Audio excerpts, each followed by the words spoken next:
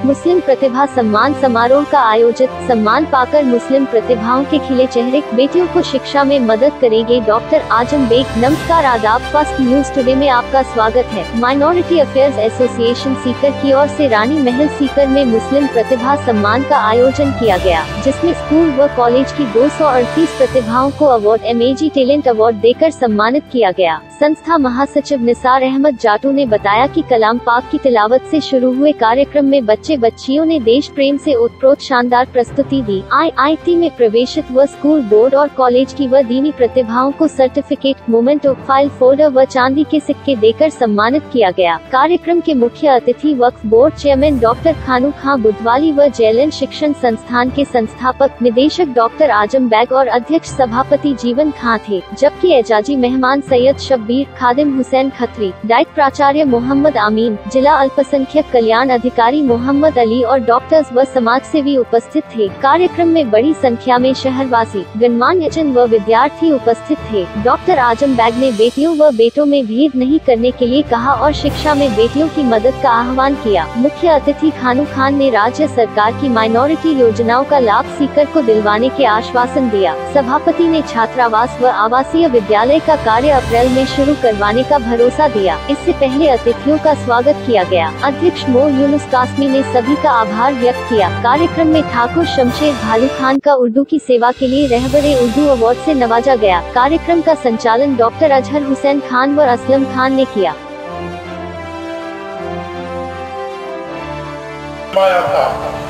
मैं कल श्रीनगर कश्मीर की वादी फितरत की आगोश में उसी मकाम पर था और मुझे ऐसा महसूस हो रहा था कि सीकर की इस धरती पर वो तमाम लोग मौजूद हैं जो किसी न किसी शक्ल में कभी दिलीप कुमार बन जाया करते हैं, कभी सलमान खान बन जाया करते हैं, कभी सैफ अली खान बन जाया करते हैं, शाहरुख खान बन जाया करते हैं और फिर आगे बढ़ करके कोशिश करते हैं कि हम तालीम के मैदान में डॉक्टर ज़ैनब बन करके और समाज की खिदमत भी करें। अल्हम्दुलिल्लाह आपकी इस धरती में, आपकी इस मिट्टी की खुशबू में वो तमाम रौनकें, वो तमाम जलवा आराइयां, वो तमाम खूबियां मौजूद हैं। शर्त सिर्फ उनको संवार कर आगे बढ़ाने की। एक पत्थर की भी तकदीर संवर सकती है, शर्त यह है कि सलीके से संवारा जाए। आपके समाज ने हिंदुस्तान को एक नया मकाम, राजस्थान को एक नई उमंग देने का काम किया है।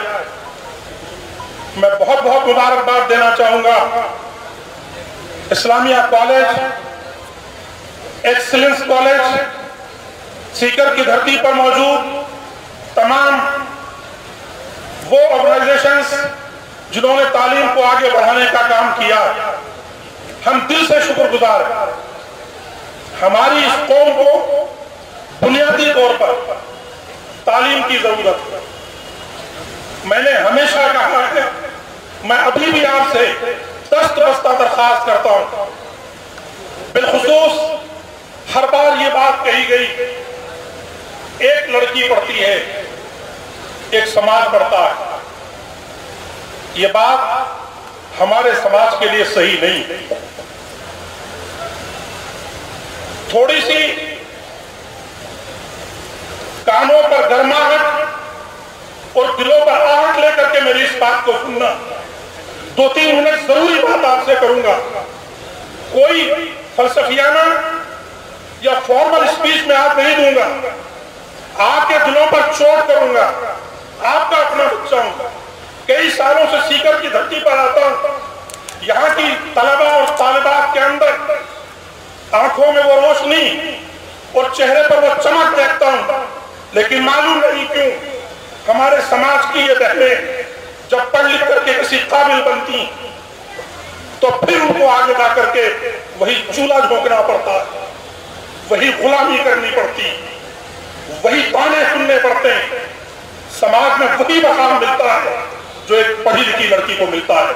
अगर ऐसा होगा तो याद रखना, हमारा ये समाज कुछ सालों के बाद फिर वही करेगा कि ऐसी पढ़ी लिखी लड़की से तो एक अनपढ़ लड़की बेहतर थी, अगर किसी घर में जाकर के चूल्हा चाकी करना था। आपको लग रहा होगा कि मैं ये बात क्यों कह रहा हूं। मैं ये बात इसलिए कह रहा हूं, एक लड़की जो बड़ी मुश्किल से पैदा होती, कितने उसकी पेट की जांच कराई जाती, ऐसा ना हो कि लड़का न हो करके लड़की हो जाए, जिबा कर दिया जाता है, कत्ल कर दिया जाता है, मुहिम चलाई जाती, सरकारें कहती हैं। आज भी अभी 11 बजे आदरणीय प्रधानमंत्री महोदय दिल्ली की तख्तशाही से बैठकर मन की बात कर रहे थे। हर महीने या 3 महीने पर करते हैं, बेटी बचाओ बेटी पढ़ाओ का अभिवादन देते हैं। हम आपसे ये पूछना चाहते हैं कि वो बेटी जो मुश्किल से पैदा होकर के बच्चों के बीच हमारी और आपकी गोद की जीनत बनती, थोड़ी सी बड़ी होती बहन कहलाती, और थोड़ी सी बड़ी होती बहू कहलाती, और थोड़ी सी बड़ी होती सास कहलाती, और थोड़ी सी बड़ी होती बीवी कहलाती, और थोड़ी सी बड़ी होती मां कहलाती। सारी दुनिया के फराइज अंजाम देने के बाद अगर वो खातून जो पढ़ लिख करके इस मकाम पर पहुंची है, याद रखना हमारे भाइयों के मजबूत कंधों के सहारे अगर उसको नहीं मिलेंगे तो वो बेटी पैदा होने से पहले दफन हो जाएगी। याद रखना, बाप का मजबूत सहारा और भाई का मजबूत हिस्सा अगर बेटी को नहीं मिला तो फिर इनको अच्छे शोहर मिलने मुश्किल हो जाएंगे। ये न समझना कि बेटी ने बीए कर लिया तो वो बहुत आकाश पर उड़ गई, नहीं, उस बेटी को आगे चल करके कुछ और भी करना है।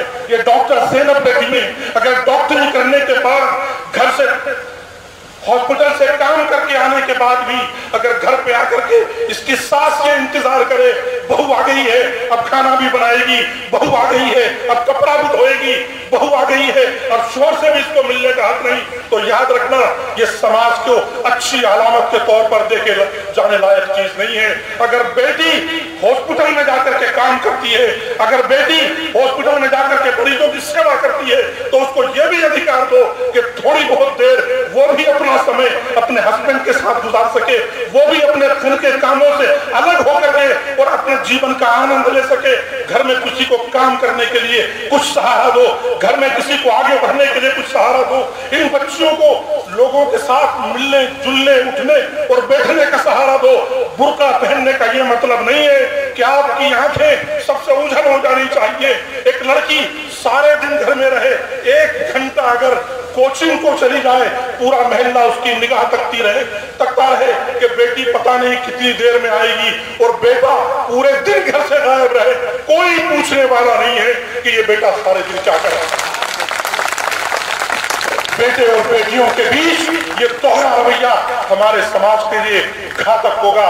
मैं आज आपसे फिर कहता हूं, और मुझे मालूम सर पत्रकार महोदय इलेक्ट्रॉनिक और मीडिया के जिम्मेदार अफसर, हमने राजस्थान के तकरीबन तमाम जिलों में इस तरीके के प्रोग्राम ऑर्गेनाइज किए हैं। जहां कहीं भी प्रोग्राम ऑर्गेनाइज करो, आज भी इस प्रोग्राम का हिस्सा है हमारी ये बहनें और बेटियां। अगर 200 स्टूडेंट सेलेक्ट होते हैं 90% में तो उन 200 में से 150 लड़कियां होती हैं, मात्र 50 बॉयज होते हैं। ये कहां जा रहा है? खान साहब, मोबाइल की इस लानत ने हमारे नौजवानों को बर्बाद कर दिया है। मेरी दरखास्त है एक एक बाप से, अगर आपसे आपकी बेटी मोबाइल मांगे पढ़ने के लिए उसको मोबाइल मत देना। अगर आपका बेटा मोबाइल मांगे 1 रुपए का मोबाइल मत दिलाना, इसलिए कि वो सिर्फ इस फोन पर अपना वक्त खराब करता है। और ये बेटियां दिन रात मेहनत करके कोई डॉक्टर बनेगी, कोई इंजीनियर बनेगी, कोई तहसीलदार बनेगी और समाज को आगे ले जाने का काम करेगी। बस मैं आपसे ये दरखास्त है कि आप और हम इन बेटियों के हाथों की ताकत बने। 12वीं के बाद बहुत ज्यादा BA और MA कराने की जरूरत नहीं है, प्रोफेशनल कोर्सेज की तरफ ले जाओ।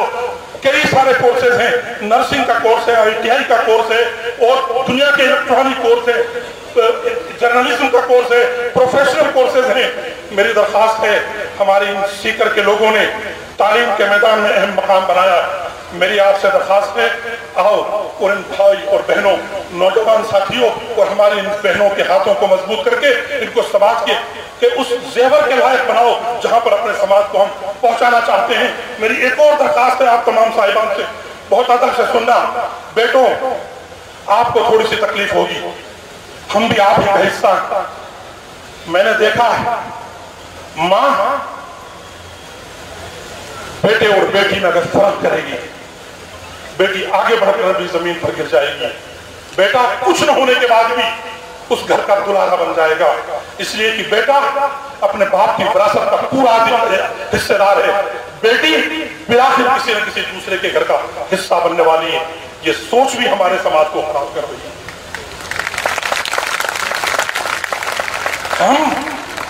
यूसिकुमुल्लाहु फी औलादिकुम लिज़्ज़करि मिस्लु हज़्ज़िल उन्सयैन फ़इन कुन्ना निसान फ़ौक़ इस्नतैन फ़लहुन्ना सुलुसु मा तरक। ये बैठे हैं इमाम साहब। अगर बाप अपनी विरासत में औलाद को हिस्सेदारी तक़सीम में बेटी को पीछे कर दे और उसका कुरान में जिक्र किया हुआ हिस्सा न दे, तो कुरान ये कहता है कि हम ऐसे लोगों को जहन्नम का ईंधन बनाएंगे। अध्यक्ष महोदय, हम कुरान करीम की तालीमात पर वसीम रिजवी जैसे लाइन और मलून जब कुरान पर पाबंदी और उसकी 26 आयतों पर को हटाने की बात करते हैं, हमें गुस्सा आता है। कुरान भी चाहिए। दुनिया मलून वसीम रिजवी तो क्या, पूरी दुनिया की ताकत मिलकर लग जाए, कुरान के जबर और जेर में भी चेंज नहीं कर सकती, उसके एक शब्द को भी यहाँ के एजुकेशन का डॉक्टर आजम बेग साहब रास्ते में फरमा रहे थे कि ये तीसरा साल है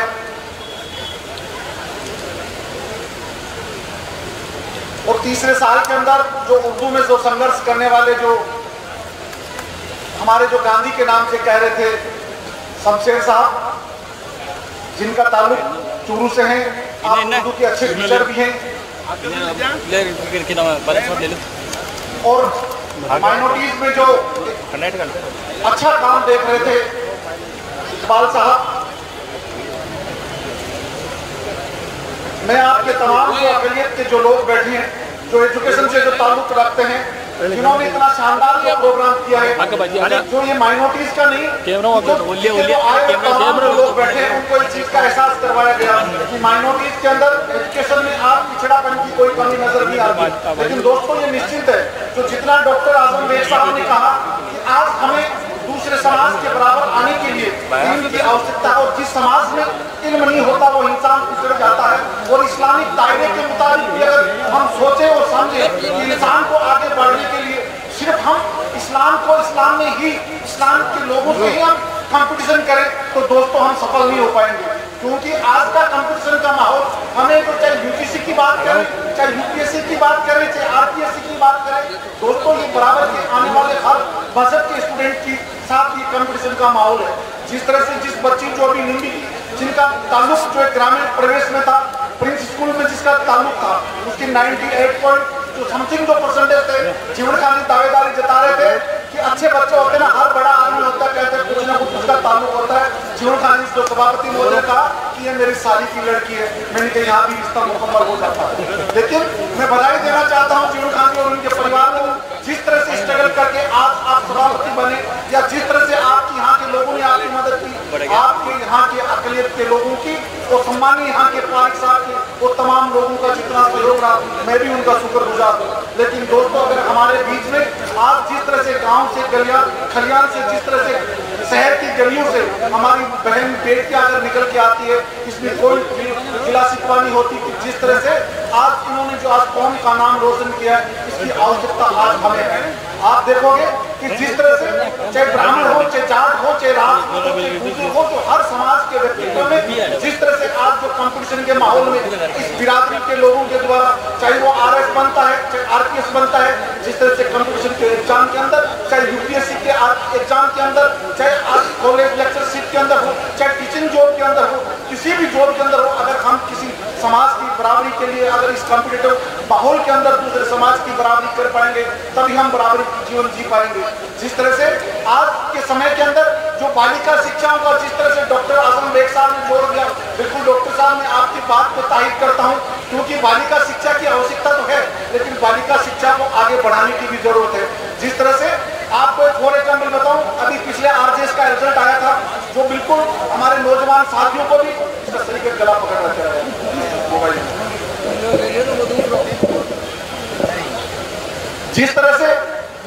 बालिकाएं जो कंपटीशन की तैयारी करके आई थी, सम्मानीय पत्रकार रजाक भाई और बैठे हैं, जो राजस्थान के अंदर जो 6 मुस्लिम लड़के और लड़कियों का जो आरजेएस में सिलेक्शन हुआ था, उनमें से 5 लड़कियां थी, 1 लड़का था।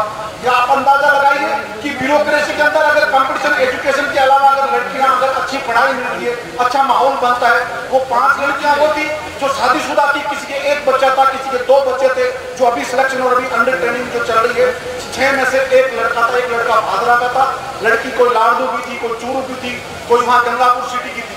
लेकिन आपको रेसों को इस चीज का जो मेरे साथी जो नौजवान जो मेरे भाई जो बैठे उनको सोचना चाहिए, आज हमारा रिसोर्स लड़कियों से कम क्यों, इसका भी हमें ध्यान रखना चाहिए। राजस्थान के अंदर एक झुंझुनू के अंदर टीचर जो हैं उनके 6 बेटियां हैं, 6 बेटियों में से उसकी 4 बेटियां भाभा ऑटोनॉमिक परमाणु में आज वहाँ साइंटिस्ट है और 2 लड़कियां टीचर है। ये भी हमें सोचना चाहिए। अगर बीडवाना की एक लड़की अगर बेरी की अगर राजस्थान दिल्ली पुलिस के अंदर अगर डीआईजी बन सकती है और नुआ की एक लड़की आर्मी में कर्नल भी बन सकती है, वो भी एक नौजवान लड़की भी है। नहीं कि लड़के तो बन सकते हैं, अगर एक लड़की एक साधारण परिवार से निकल के उनके वालिद भी कर्नल थे, उसका भाई अभी ब्रिगेडियर बना है और ब्रिगेडियर जिस दिन भाई का प्रमोशन हुआ उसी दिन बहन का भी प्रमोशन हुआ था, वो लड़की भी कर्नल बनी थी, वो यहाँ की रहने वाली थी। अगर उसी गांव की लड़की आईआरएस बनती है, अशफाक साहब जो आईएएस उनकी लड़की अगर आईआरएस बनती है, तो क्यों नहीं इन नौजवान लड़कियों में से इन लड़कों में से हमारे बच्चे भी बनने चाहिए। मैं जब हरियाणा में बोर्ड के नाते गया था, मुझे वहाँ एक लड़का जो मिला था वहाँ के आईएएस हरियाणा कैडर में राजस्थान से ताल्लुक रखते हैं, जिनका ताल्लुक बीकानेर से है। उस लड़के को मुझे देखा कि वो सीओ भी वक्त बोर्ड हरियाणा है। हमें इस चीज की खुशी होती है राजस्थान से निकलने वाले ब्यूरोक्रेसी के अंदर, लेकिन मुस्लिम का रेशो बहुत कम है। हिंदुस्तान की आजादी से पहले 1947 से पहले 52 पॉइंट समथिंग डॉक्टर साहब ब्यूरोक्रेसी के अंदर, आर्मी के अंदर, रेलवे में, जुडिशरी में सबसे ज्यादा रेशो था। आज 2.1 समथिंग रेशो राजस्थान के ऑल इंडिया सर्विसेज में बता, उतना ही रेशो राजस्थान की ब्यूरोक्रेसी के अंदर बचा है। राजस्थान के अंदर केवल 2 आईपीएस अधिकारी हैं, सिर्फ केवल 2 आईपीएस अधिकारी हैं। आने वाले समय में आईपीएस का रेशो भी 0 हो जाएगा।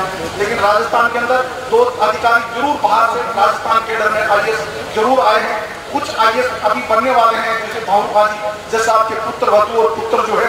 लेकिन इसका मतलब ये नहीं होता कि हम सिर्फ उनको काउंट करके ही हम चलें। अगर कुछ काउंटेबिलिटी अगर हम आगे बढ़ेंगे तो हमारा रिसोर्स आगे बढ़ना चाहिए।